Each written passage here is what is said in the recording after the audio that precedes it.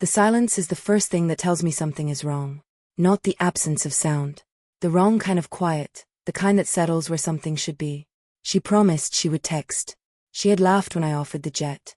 Standing in the kitchen of our waterfront house in one of my shirts, bare feet on the tile, holding a coffee mug in both hands the way she always does, like it's something precious. She had tipped her head back and laughed. Carbon footprint, Nam-jun. Like I was being unreasonable. Like I hadn't simply wanted to keep her close. I'd watched her book the commercial flight from across the room and said nothing. I had learned with Freya that some battles weren't worth fighting. Not because I couldn't win them, but because winning would cost me something I wasn't willing to lose. I let her go. She kissed me at the door. Told me she'd be back before I missed her. She had no idea I'd already started missing her before the car left the driveway. That was 20 hours ago. The last call was from the road, her voice bright and slightly breathless, the way she gets when she's navigating and talking at the same time. She said she was 20 minutes from her aunt and uncle's house. She said she'd text when she got there. She said stop worrying, even though I hadn't said I was. She knew me well enough to know anyway. The text never came. I told myself she was busy. Family reunions are loud, chaotic, consuming. I had no reference point for this, but I understood the concept. I told myself she'd call in the morning. I made coffee I didn't drink and worked through files I didn't read, and somewhere around 3 a.m. I stopped lying to myself. By morning, my calls were going straight to voicemail. By afternoon, her texts were returning undelivered. I sat at my desk with my phone in my hand for exactly 3 minutes before I made the first call. My man, Tay, had the report within the hour. Her phone last pinged near her aunt and uncle's address. Not at a hospital. Not in transit.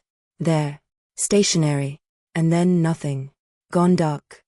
The thing people who have never been truly dangerous misunderstand about men like me is that our stillness is not calm. It looks like calm. It is constructed to look like calm. But underneath it, under the controlled breathing, the level voice and the face that gives nothing away, there is something that runs very hot and very deep, and it has no mercy in it whatsoever. The mask dropped. I called Chicago. I didn't explain. I don't explain. The men I called don't require explanation, only direction. I told them where she was. I told them I needed information, and I needed it fast. I told them to send men to Indiana immediately. That I would be there within hours. The jet was fueled and ready before I finished packing. The flight is dark and quiet at 40,000 feet. Below us, the country scrolls past, invisible, irrelevant. I sit with a glass of scotch I don't touch and let myself think about what I know. She was lured there. The grandmother's birthday. I hadn't met her yet, but I knew she was the one person Freya would move heaven and earth for. Someone had used that. Someone had known exactly which lever to pull. My Chicago men briefed me on approach. The cousin is a deputy sheriff. The family's ties in that town run generational. They've already made contact with the right intermediaries. The sheriff is a local man with local loyalties. But local loyalties can be rerouted, given sufficient pressure from the right direction. And I know people who make pressure from the right direction into an art form. The jet touches down. A line of black SUVs is already waiting on the tarmac. Engines running, doors open. I walk down the steps. Indiana air hits me. Cold, flat, smelling of nothing in particular, with a gray morning sky that suits my current state of mind precisely. My man opens the car door. I get in. Take me to her, I say. Ashmere, Indiana becomes a hunting ground. The SUVs arrive just after dawn. One after another, black against the washed-out Indiana morning, rolling slowly up the gravel drive toward the Bennett house. Headlights cut across the dead winter grass and the thin line of trees beyond it. The house itself looks painfully ordinary. White siding. Front porch. Wind chimes moving softly in the cold. A place people would call safe. I sit in the second SUV. Watch the curtains shift. They're awake. Good. The first vehicle stops before mine does. My men move immediately, disciplined, silent, efficient. 2 head for the front door. The others spread across the property perimeter with practiced precision. No wasted movement. No confusion. No hesitation. The kind of coordination that terrifies people before a single word is spoken. Tay's voice comes through the earpiece. 2 males visible inside. 2 females. Any sign of her? No. Something cold settles deeper in my chest.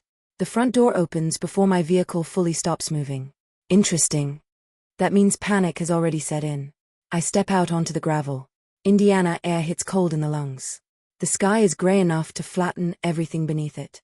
Somewhere nearby, a dog starts barking. Then abruptly stops. My men are already inside when I reach the porch. Good. I enter without knocking. The family is gathered in the living room exactly the way frightened people gather when they don't yet understand the scale of their mistake. All four of them, arranged not by my men, but by their own instinct to cluster, to present a unified front, to perform confidence they no longer feel. The aunt is stunned. The younger woman is crying already. The older man looks like he's trying not to shake. And the deputy sheriff cousin, Caleb, he's the only one still trying to posture. I recognize the type immediately. Small authority mistaken for real power. One of my men closes the front door behind me. The sound echoes through the room. Nobody speaks. I take in the details automatically. The overturned coffee mug on the floor. The trembling hands. The pulse beating hard in Caleb's neck. The smell of fear already starting to shop in the air. No sign of Freya. That matters more than anything else. Caleb recovers first. Who the hell are you supposed to be? One of my men hits him before the sentence fully lands. Efficient. Brutal. A single strike. Caleb slams sideways into the arm of the couch hard enough to drop him to one knee. Jenna screams. I barely look at him. My attention moves across the room instead. Wayne. Patty. Jenna. Back to Caleb trying to push himself upright again. Stunned now. I speak for the first time. Where is she? Nobody answers. Interesting. Not because they're brave. Because they still think this situation can become manageable again. Caleb wipes blood from his mouth. Tries authority instead. You can't just come in here threatening people. Another hit. Harder this time. His body crashes fully onto the hardwood floor. The room goes silent except for Freya Bennett crying softly into one trembling hand. I finally look directly at Caleb. He stares at the floor for a second too long, wearing the stunned expression of a man whose understanding of the situation has just been physically revised.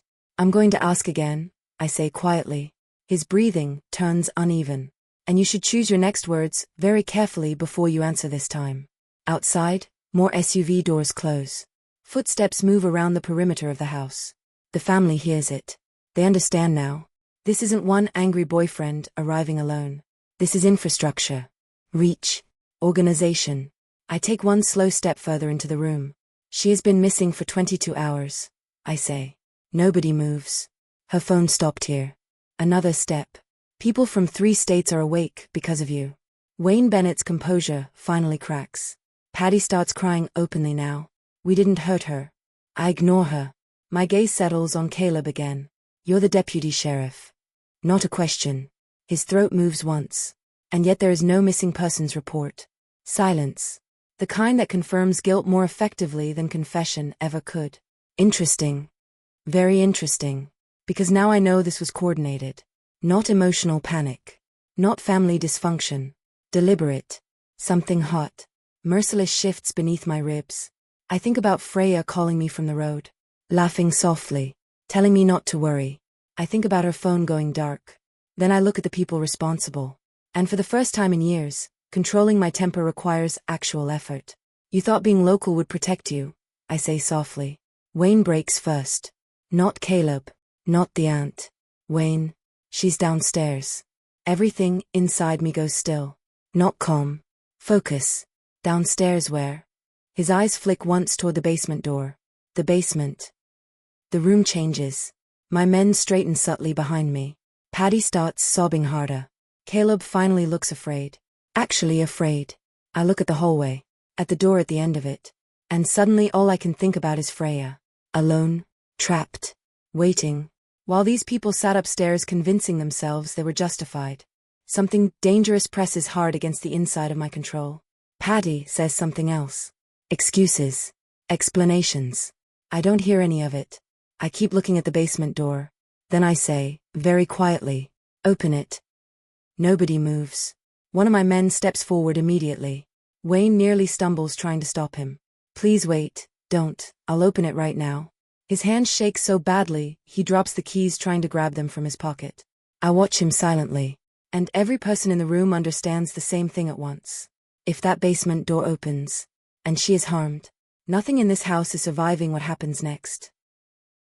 Dawn is still, pale when I hear them. I've been awake for most of the night, sitting on the cold concrete with my back against the wall, and Graham's quilt that I found in a box pulled across my legs. I have stopped yelling. I have stopped banging on the door. I've settled into the specific endurance of someone who has been here before. Not breaking, just waiting, just surviving until survival becomes something else. And then, cars. Not one. Not two. The unmistakable sound of multiple vehicles moving up the gravel drive with purpose. Slow, heavy, deliberate. Doors opening and closing. Boots on gravel. Voices I don't recognize, sharp, commanding, cutting through the morning quiet like something cold. Then my family, scrambling, overlapping, loud with the specific panic of people who have never actually faced consequences. My uncle's voice rises and breaks. My aunt's escalates. I hear Caleb trying to use the word deputy like a shield. Then thumps. Heavy. Final. Like choices being made. Silence. The dangerous kind. The kind that means something is completely over. Footsteps. Coming to the basement door.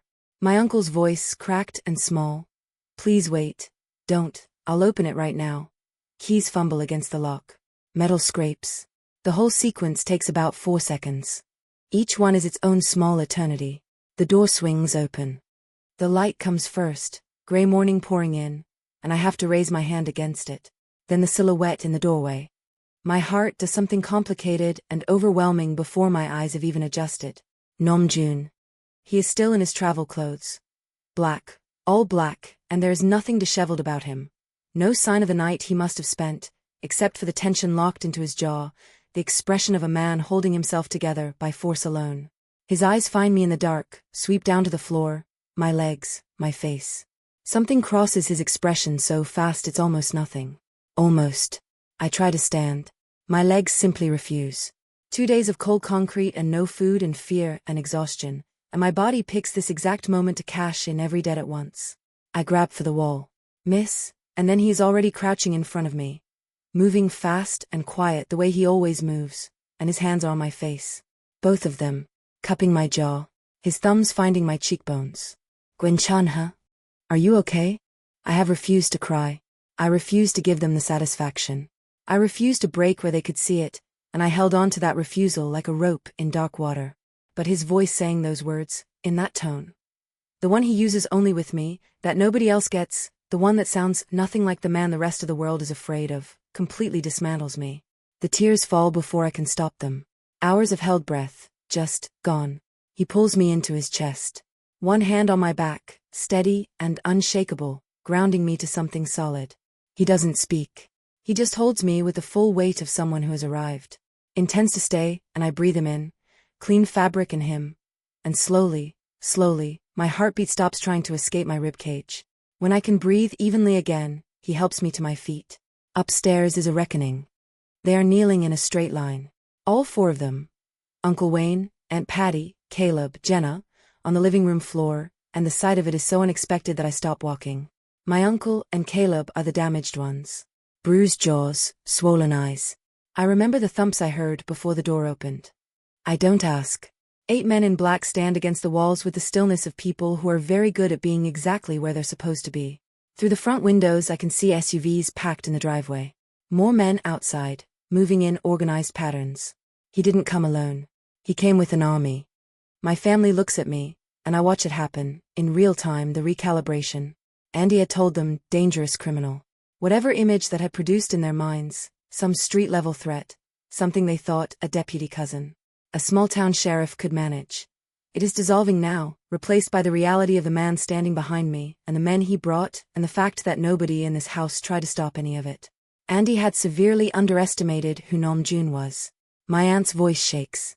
Freya, sweetheart, tell him we didn't mean any harm. It's just a family dispute. Nothing serious. One of Nam-jun's men looks at her. She stops speaking mid-sentence. Jenna is crying quietly in the way of someone who has only just understood what they've done. I step forward. Where is Grams? My uncle stammers. The words come out wrong through his swollen mouth.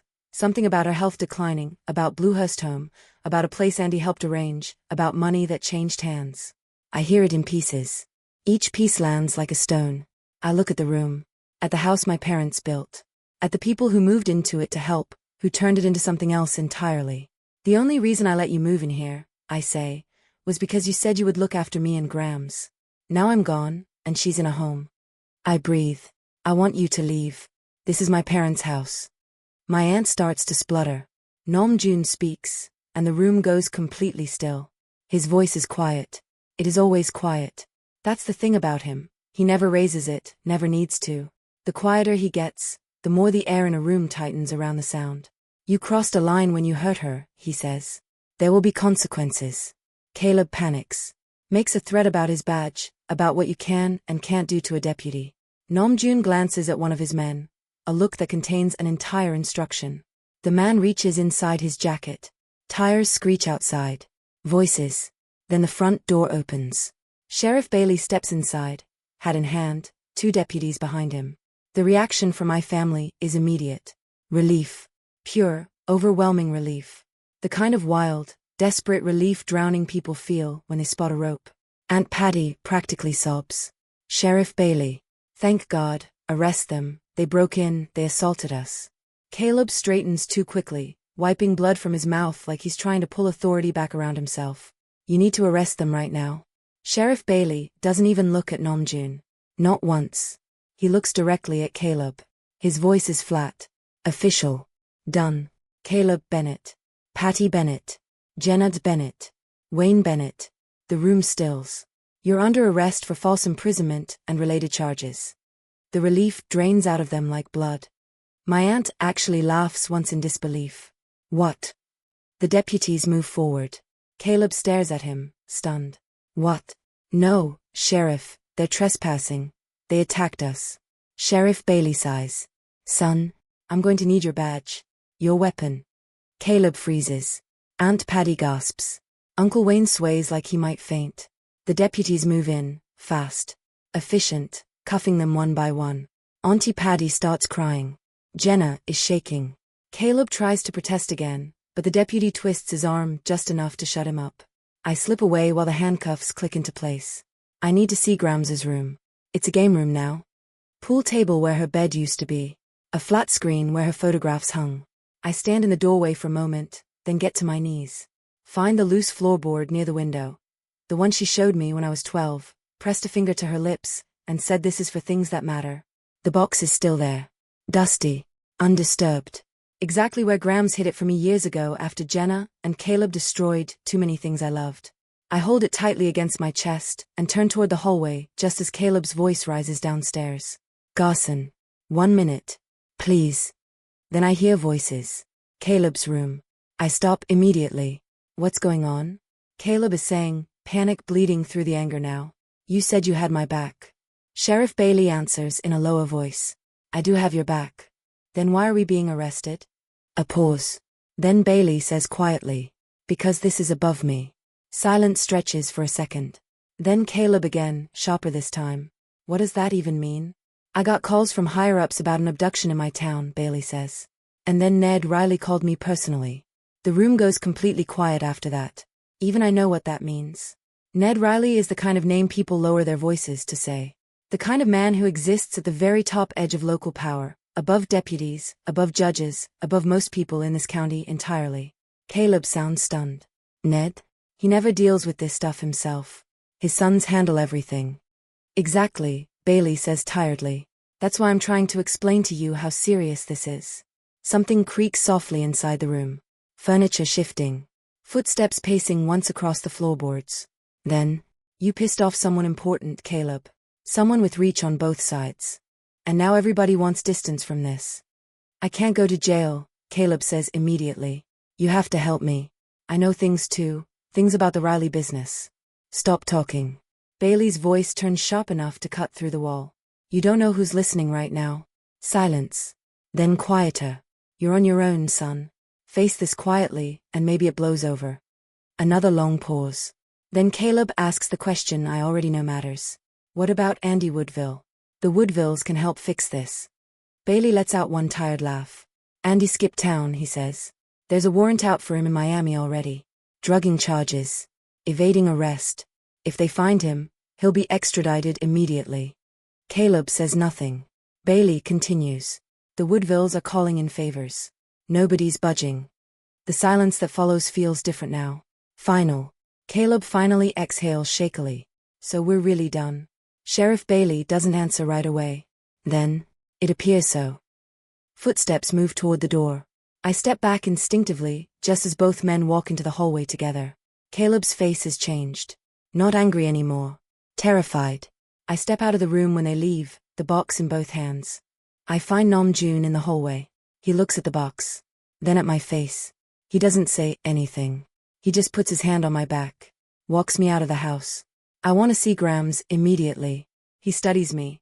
The set of my jaw, the dark circles, the 2 days of basement concrete on my skin and clothes, and something moves through his expression that is not quite stern and not quite gentle and is entirely, characteristically him. You need to freshen up first, he says quietly. She'll worry if she sees you like this. I'm fine. My men will check on her. The tone shifts, just barely, just enough. You rest first. I hate it. I hate it with the specific frustration of knowing he is correct. I get into the car. The SUV is warm and quiet and it smells like leather. I press my temple against the cool glass and watch Ashmere roll past outside. Then his voice, low and level. Tell me everything. Don't leave anything out. So I do. All of it. The phone call from Jenna, the drive, walking into that living room and finding the tribunal waiting. The intervention. Andy's performance. The ultimatum. The basement. And then, because I realize I have never actually told him how bad it really was, Andy. Miami. The late nights and the verbal abuse and the slow erosion of me inside a relationship that called itself love. The cheating. The stalking. The years before Miami, the lock on the basement door, that wasn't the first time. He listens without interrupting. Without asking clarifying questions in the way that means someone is preparing their response instead of hearing you. He just listens. When I finish, the SUV is quiet for a long moment. He exhales once. Slow, controlled, through his nose. I look at his hands resting on his knee and notice how still they are. Too still. Like holding them steady is something deliberate. I think about the silence upstairs before the basement door opened, and I realize then that the calm version of him I saw in the house had probably been the restrained version. The plans I made changed the moment I saw you in that basement, he says. Your family is lucky the sheriff arrived when he did. My men were seconds away from doing something irreversible. I believe him. I believe him completely. Without ambivalence. And the version of me from 2 years ago, the one who thought endurance was the same as strength, would not have been able to sit with that the way I can now. Without thinking, I reach over and wrap my fingers around his wrist. His pulse jumps once beneath my thumb. Nam-jun goes completely still. It is the same stillness he carries into every room, but different. The stillness of something that has been caught off guard. Is choosing not to move in case it breaks the moment. After a beat, his hand turns over beneath mine. He laces our fingers together. Neither of us speaks for a long time. The hotel is the kind of place that doesn't ask questions when a man like him walks in. The kind where the staff rearrange their faces into professional neutrality. The suite that appears as immaculate and warm and stocked with everything before he's asked. I shower until the water runs cold and then stand in the steam for a while after. I sleep for most of the day dead, dreamless, and when I wake he is in the chair by the window with his phone, doing something quiet and presumably devastating to someone's financial quarter. He looks up, hungry. Food appears. We sit across from each other in the low afternoon light. He tells me what his men have gathered. Andy's warrant, the evidence from Miami, the CCTV footage from the restaurant where I was drugged, the witness statements, the receipts of his pharmacological purchase that evening. I didn't press charges in Miami because you asked me not to, he says. I'm pressing them now. I don't argue. Then, because the question has been living at the back of my throat since the moment I walked upstairs. Saw my family on their knees. How angry were you? What were you actually going to do? He looks at me for a moment. The way he looks at me when he decides to give me something real instead of the composed version. Seeing you in that basement, he says quietly, nearly broke my control completely. And I have very significant control. The room is very still. I lean across the table. Kiss him. What follows is careful and close and devastatingly tender. And afterward I lie with my head on his chest and listen to his heartbeat gradually slow from something frantic into something steady, and I realize that this man, this feared, controlled, catastrophically composed man, had spent the last 2 days one step away from losing control completely. He'd just been too good at not showing it. I press my lips to his collarbone. Feel him exhale. Grams is in the sunroom at Bluehurst when we arrive, playing cards. She sees me across the room, and her face does something that makes my chest hurt in the best and worst way simultaneously. She gets up slowly. She is frailer than I remember. I hate that I didn't see it. And I go to her and hold her as carefully as I can and breathe in her lavender lotion and the specific, irreplaceable warmth of her. I apologize. I tell her I didn't know about the home, didn't know they'd moved her, didn't understand why she never said. She sighs the way grandmothers sigh when they're telling you something they'd hoped to protect you from. They told her not to mention it. Made sure they were present every time she spoke to me. Told the nursing staff that calls from outside might upset her, so she wasn't allowed to make calls. Every time I asked for her, my family told me she was asleep. My chest tightens into something that takes a moment to breathe through. Nam-jun, who has been standing slightly apart from this, because he understands instinctively when to give space, when to fill it, finally steps forward. He crouches briefly beside Graham's chair, instead of towering over her. You'll be able to call her whenever you want now, he says quietly. Graham studies him for a moment, then pats his hand once like she's already decided something about him. Then he turns toward the nursing supervisor. He speaks quietly, calm, efficient. Within minutes, a phone is being arranged, her own line, her own access, her own account. No intermediaries. No gatekeepers. Grams watches him do this. Then she reaches out and pats the back of his hand. You're a good man, she says. He doesn't react, the way he doesn't react to most things. But I'm watching his face. I see something move through it. Something unguarded and entirely real. And I file it away in the part of me that collects the small, private evidence of who he is when the armor is off. My aunt, uncle, and Jenna are out on bail when the extended family arranges the meeting. I talk Nam-jun out of coming. His presence would make the room collapse inward with terror, and I need them to actually hear me rather than spend the entire time staring at him. He doesn't argue. He never argues when I'm right, and he knows it, but he puts 2 fingers under my chin and looks at me for a long moment. You're not going alone. I arrive at the restaurant in 2 black SUVs. 6 of his men step out behind me in a choreography of black coats. Contained authority, and I walk into the private dining room at the back like someone who has stopped waiting for permission. My family is already there. Shaken, diminished. Jenna cries within 30 seconds. My aunt and uncle look like people who have aged a decade in a week. I sit across from them. Let them apologize. Let them build it from the ground up. The apology, because they need to do that work. And then I tell them the truth. I will drop the abduction charges. They will leave my parents' house. And Caleb, I say this gently because it is true, is beyond my reach. What he faces in that jail with the men he once arrested, that is not something I can fix even if I wanted to. They nod. They understand. I stand. If you ever step out of line again, I say, it won't be in my hands. And no apology will save you. The room is very quiet. My men escort me out. The entire restaurant watches. 2 days later. The SUV.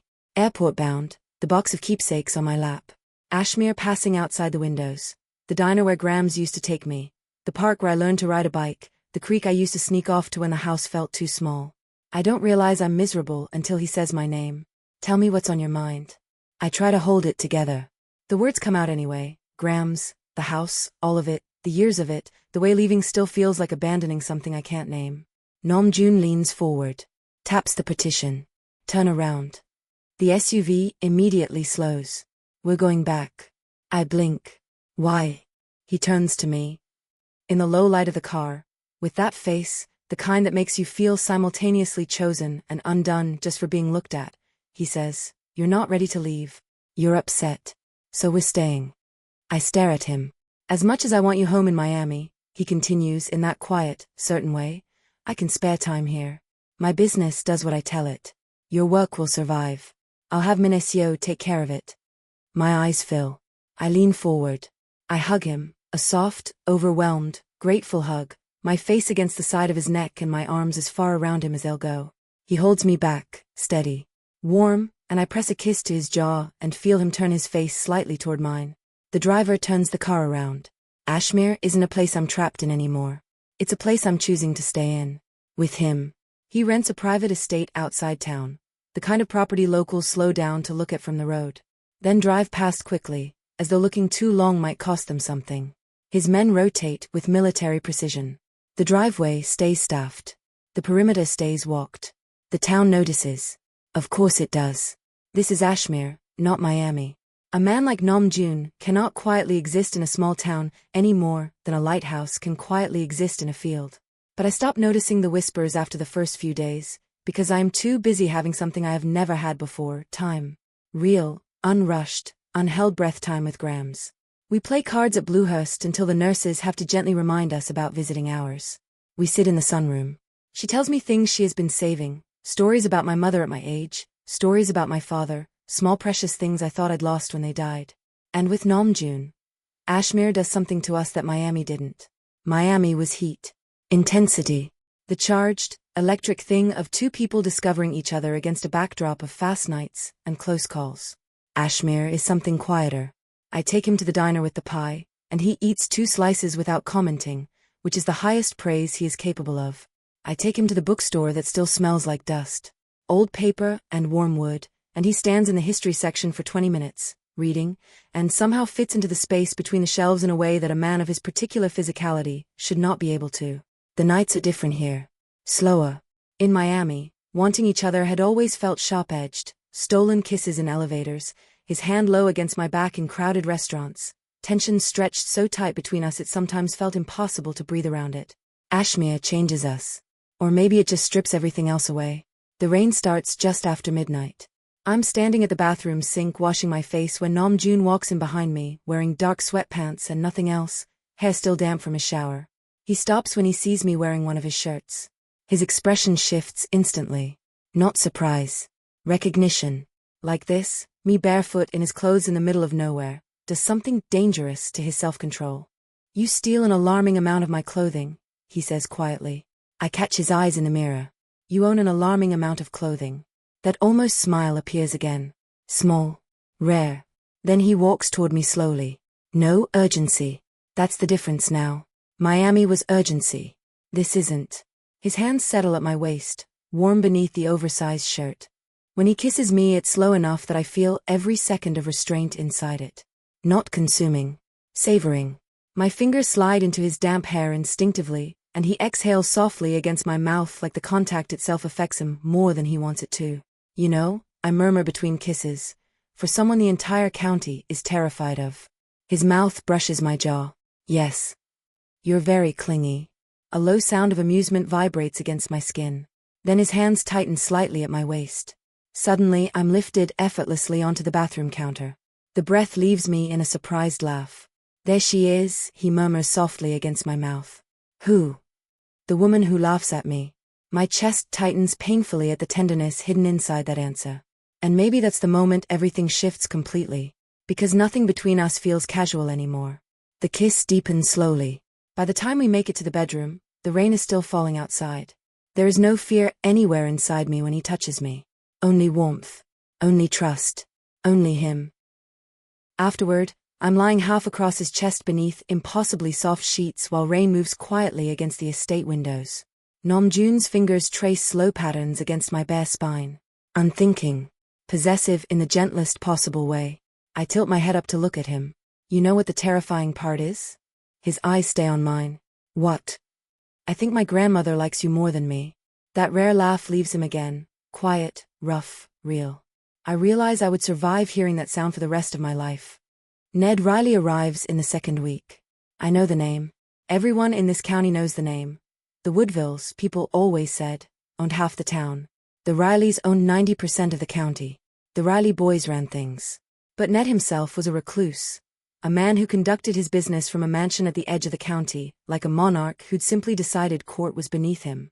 People joked that he was like a king, and kings don't leave the palace. Today, Ned Riley is sitting in our living room. He is older than I expected. Weathered. The kind of man who has inhabited power so long it has become indistinguishable from his posture. He is not frightened. He is not posturing. He is careful, deliberate, and measured in the way of someone who has survived long enough to understand exactly what kind of man is sitting across from him. I watch the interaction from the hallway. No submission. No dominance play. Just two people with very different kinds of power recognizing the shape of each other with perfect clarity. By nightfall, the whispers are everywhere. Ned Riley left his house. He came to Nam-jun. And in Ashmere, that means more than a public endorsement ever could. After that, the county seems to rearrange itself around him even faster than before. After Ned leaves, I find Nam-jun alone in the sitting room. Sit beside him on the sofa. He was afraid of you. No, Nam-jun says. He was respectful. There's a difference. I think about it. What's the difference? He glances at me. Fear is instinctive. Respect is a choice. I hold that thought for a long time. The Woodvilles collapse quietly, under pressure from every direction. The sheriff, the Rileys, the state. The influence that moves through Nam-jun's network, like water finding every crack. They are calling in favors that nobody wants to grant, because nobody in this county wants to be on the wrong side of the man staying with Freya Bennett. Not anymore. Not after Ned Riley. Andy, as it turns out, never left. He was hiding on a rural property, a childhood friend's place, terrified, paranoid, compulsively watching the news. A gardener spots him. By then, everyone in the county knows Ned Riley is offering a reward. The gardener makes a phone call.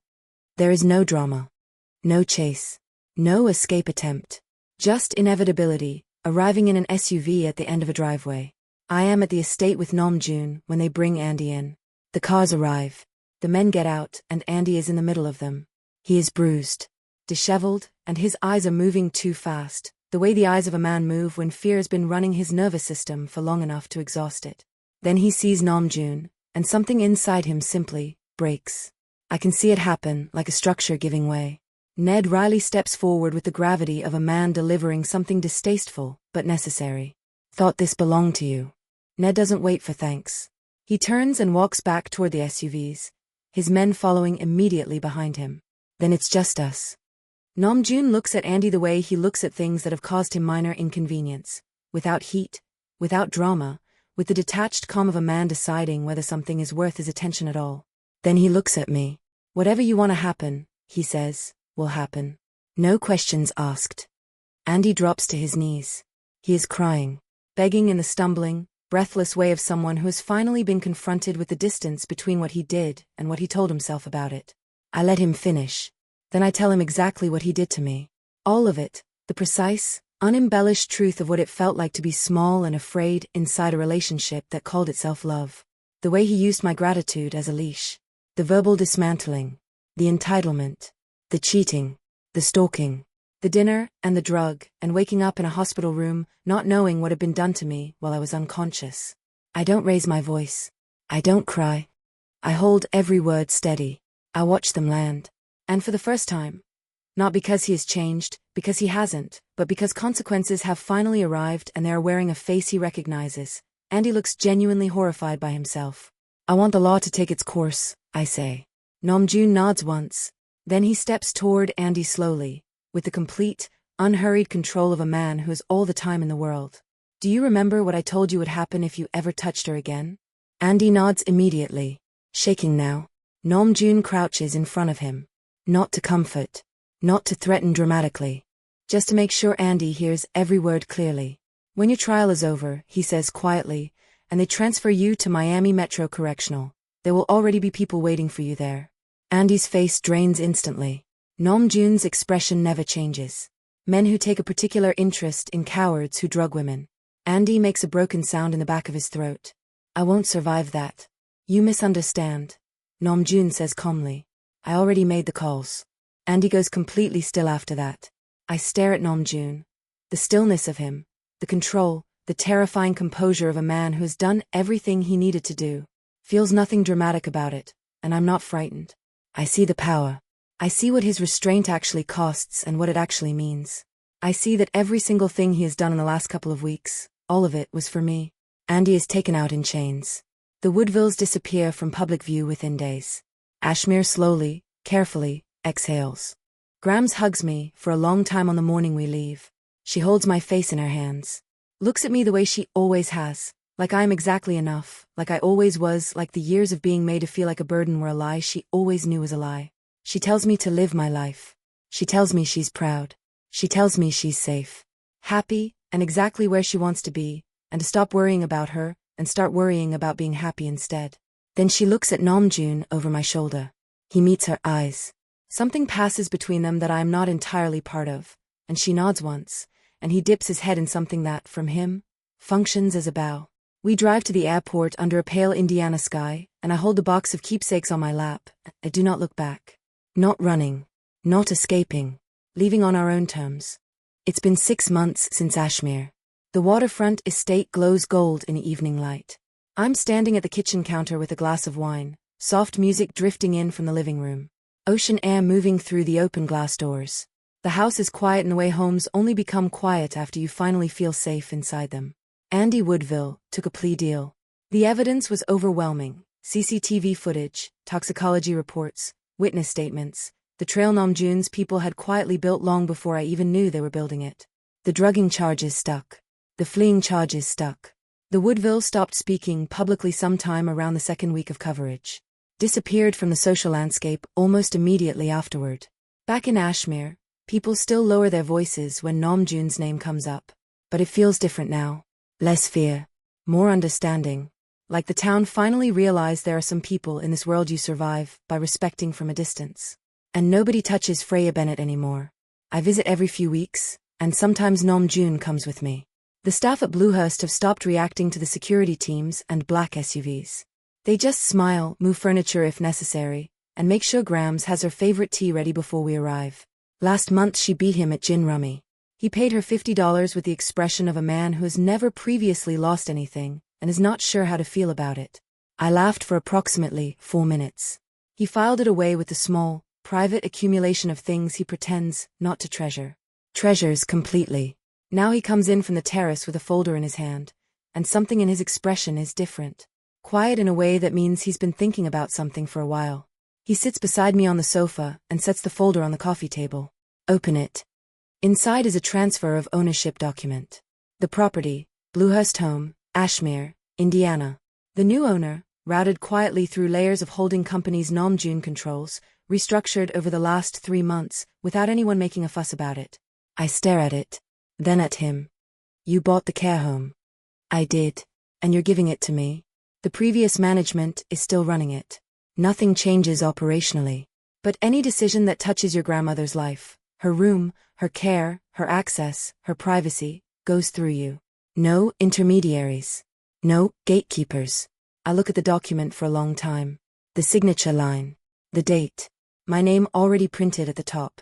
I close the folder. He is watching me. Not waiting for gratitude. He never waits for gratitude, just watching. I don't think I can sign this, I say. Not yet. He doesn't flinch. Doesn't shift.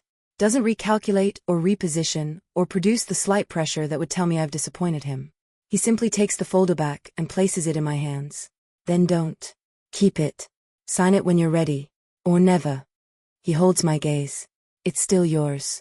I look at him. The dark eyes, catching the warm evening light, the catastrophic fact of what his presence does to a room without him ever trying. This man who could hold anything over anyone and chooses, with me, to hold nothing. Who gives me power and then steps back and lets me decide what to do with it every single time, without condition. Nam-jun. I love you. He goes still for exactly a beat.